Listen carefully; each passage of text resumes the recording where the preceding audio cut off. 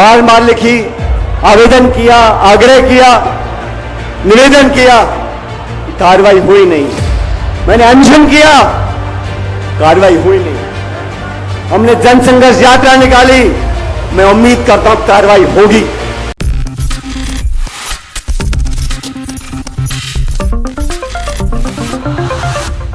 राजस्थान के विधानसभा चुनाव अब बेहद नजदीक हैं। तकरीबन 4.5 महीनों बाद राजस्थान में विधानसभा चुनाव हो सकते हैं और इन विधानसभा चुनाव से पहले मुख्यमंत्री अशोक गहलोत और पूर्व उप मुख्यमंत्री सचिन पायलट के बीच की जो विवाद है, जो बीते लंबे वक्त से हम सभी देख रहे हैं, उसे खत्म करने के लिए पार्टी हाईकमान जल्द से जल्द अहम फैसला सुना सकता है। ऐसे में देखा जाए तो यहाँ पर सचिन पायलट को लेकर तमाम अटकलें तेज हो रही हैं और इन अटकलों के बीच अब दावे किए जा रहे हैं कि कैसे भी करके कांग्रेस पार्टी हाईकमान यहां पर सचिन पायलट को एडजस्ट कर सकते हैं, क्योंकि सचिन पायलट को लेकर अटकलें ये भी तेज हुई कि सचिन पायलट पार्टी छोड़कर किसी अन्य दल में शामिल हो सकते हैं या फिर नई पार्टी का गठन कर सकते हैं। लेकिन इसी बीच यहां पर कांग्रेस पार्टी हाईकमान की कुछ अहम रणनीतियां भी सामने आ रही हैं। नमस्कार, मैं प्रांशी राठौर और आप देख रही हैं नेक्स्ट 9 न्यूज। दरअसल आपको बता दें कि सचिन पायलट को लेकर पहला बड़ा विकल्प यही सामने आया है कि एक बार फिर से उन्हें प्रदेश अध्यक्ष पद दिया जा सकता है।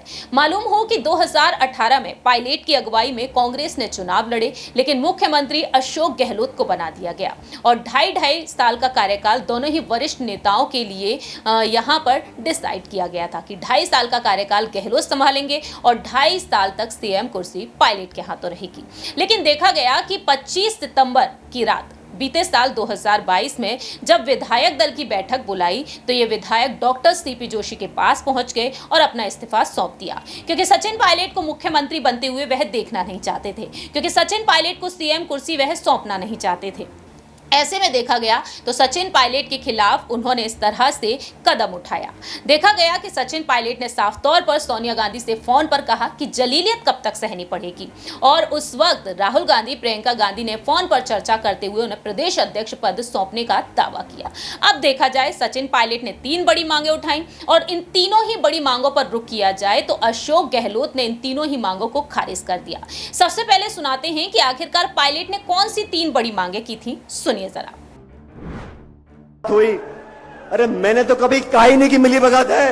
मैं तो इतना कह रहा हूं कि हमने अपनी जबान से जो वादा किया लोगों के बीच में, उसको कृपया करके पूरा कर दो। जनता के बीच जाना है हमारे को 6 महीने के बाद। इतने सारे लोग यहां धूप में खड़े, यहां आप लोग सच में मेरी ताकत, हम सबकी हिम्मत, और जो मंच पर लोग बैठे हैं हम सब आपके सेवक हैं। हम किसी के खिलाफ नहीं हैं, हम किसी का विरोध नहीं करते, लेकिन सच और न्याय का रास्ता, उस पर हम चलते रहेंगे। अब दोस्तों, वसुंधरा जी के ऊपर जो आरोप लगाए हम लोगों ने, उसको पूरा करने का समय आ गया। और भी वेद सोलंकी जी भाषण दे रहे थे। वेद बहुत जज्बाती व्यक्ति है। मैं वेद जी आपको बताना चाहता हूं, जिन बच्चों ने पेपर लिखे उनके पेपर कैंसिल हो गए, लीक हो गए।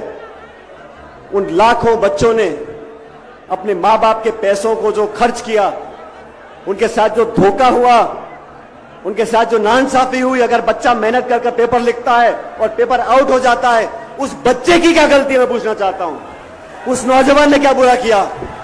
इसलिए हमारी सरकार, हम लोग, ये मैं मांग करता हूं, जितने भी बच्चे हैं जो पेपर लीक से प्रभावित हैं, प्रत्येक नौजवान को आर्थिक मुआवजा देना चाहिए जो उसका खर्चा हुआ है। आरपीएससी इतनी बड़ी संस्था जयपुर में है। आरपीएससी में जो आज जो धारणा बनी हुई है कि वहां जुगाड़ चलता है, आरपीएससी में नियुक्तियां राजनीतिक दृष्टिकोण देकर की जाती हैं। किसी का भांजा, किसी का भतीजा, किसी की बीवी, किसी का घरवाला। मैं मांग करता हूं, अगर दोबारा नौजवान का विश्वास कायम करना है, एक उदाहरण प्रस्तुत करना है, तो ये आरपीएससी को बंद करो, एक नई व्यवस्था कायम करो। आरपीएससी का चेयरमैन, आरपीएससी के मेंबर, कोई मापदंड तो हो। जान पहचान, रिश्तेदारी, किसी नेता से निकटता, ऐसे मेंबर बना दोगे आप। मेंबर को हटाने के लिए राष्ट्रपति तक जाना पड़ता है, लेकिन बनाने में क्या है, एक ऐसा कानून बने पारदर्शी तरीके से, आरपीएससी का चेयरमैन, आरपीएससी के मेंबर, और जो जांच होती है, जब हाईकोर्ट का जज बनता है उसकी आईबी जांच करती है, उसकी पृष्ठभूमि की जांच की जाती है, कहां उठता है, कहां बैठता है, क्या खाता है। इन मेंबर्स की, जो नए मेंबर बने, उनकी जांच होनी चाहिए, और ऐसे बने कोई साइंटिस्ट हो, कोई लेक्चरर हो, कोई प्रोफेसर हो, जिसका कोई वजूद हो, ऐसे लोगों को मेंबर बनाना चाहिए। तो आरपीएससी को भंग कर कर एक पूरा मूल चूक परिवर्तन, ये कोचिंग क्लास, ये अधिकारी, ये प्रिंटिंग प्रेस, ये आरपीएससी, ये माध्यमिक शिक्षा बोर्ड, ये जो पूरा जंजाल बना हुआ है, इसको ध्वस्त करना पड़ेगा, एक नया खाना बनाना पड़ेगा।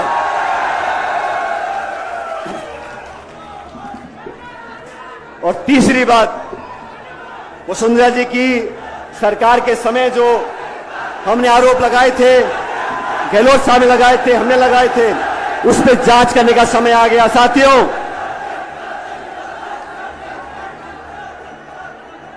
उन आरोपों पर जांच होनी चाहिए।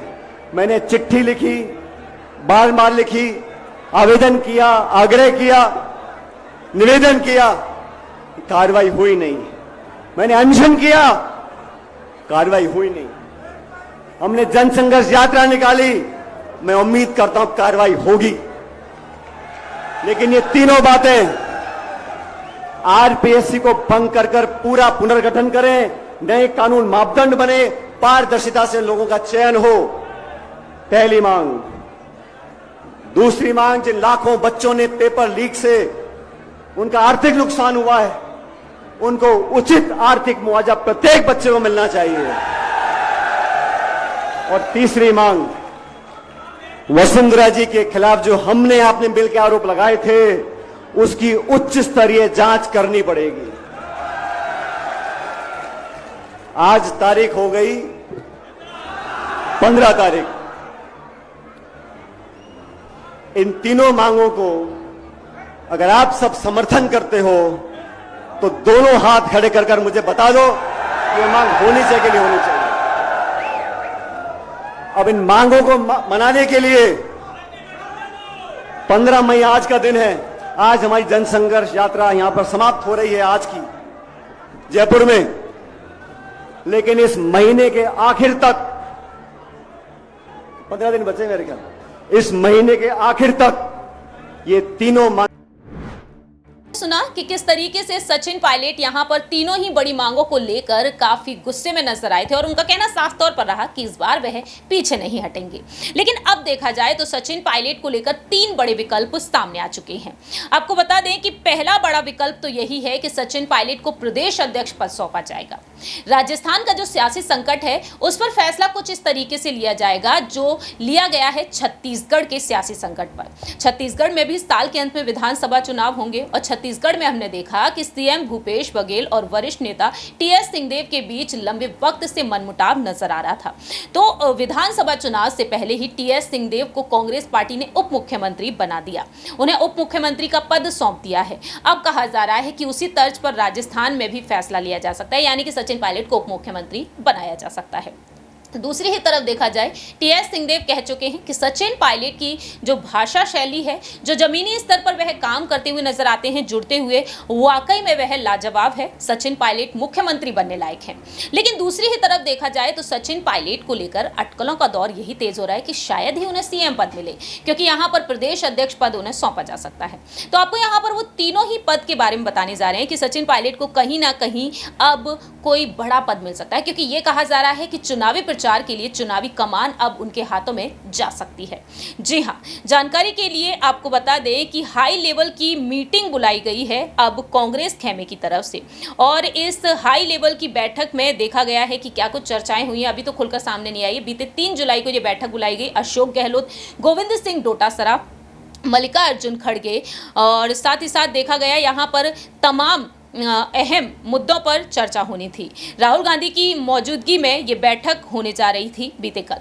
अब देखा जाए तो यहाँ पर जो फॉर्मूले सामने आए उन पर अगर रुख किया जाए तो यहाँ पर यही सामने आया है कि सचिन पायलट अगर डिप्टी सीएम के लिए नहीं माने तो पायलट के लिए कई बड़े विकल्प हैं। चुनाव प्रचार समिति में कोई अहम जिम्मेदारी देकर एडजस्ट किया जा सकता है।